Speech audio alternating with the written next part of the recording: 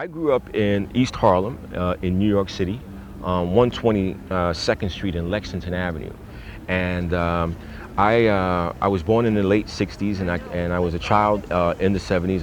I'm a post-civil rights baby, basically, and one of the things that I remember is as a child, whether it was a baptism, celebrating a graduation, anything festive, a block party.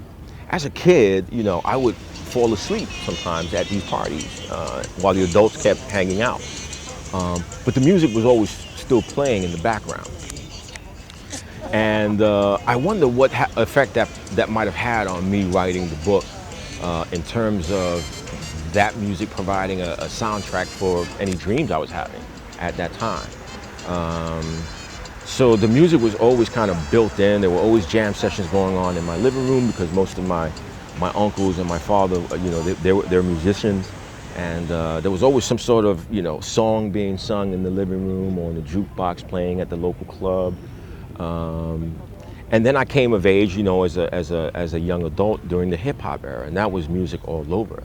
And that's where you started to see the mix. Like, you would go to parties and they would play Sugar Hill Gang or KRS-One, and then they would switch into kind of a Latin salsa music. And that's when you knew the range of your world that way. That's when you knew that somehow not only culture but language could be used to form,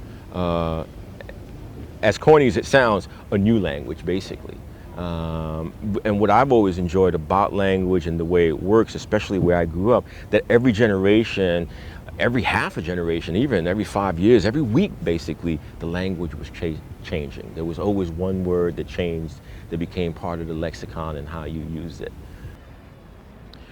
What I remember between first and last track is how I replied to Voice Sweet Pretty Boys about my schooling, my training, how to cop these wicked skips, open slaps, double time.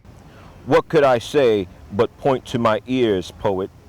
From hook to lug, stave to skin, rim to head, the fires were sweet, the grooves waterproof.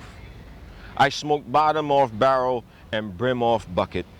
The catalog I sampled tread a line of aunts and uncles, all dead to the bone. Never paid for class, never signed up for fancy, but I always listened when the gods came to sit in.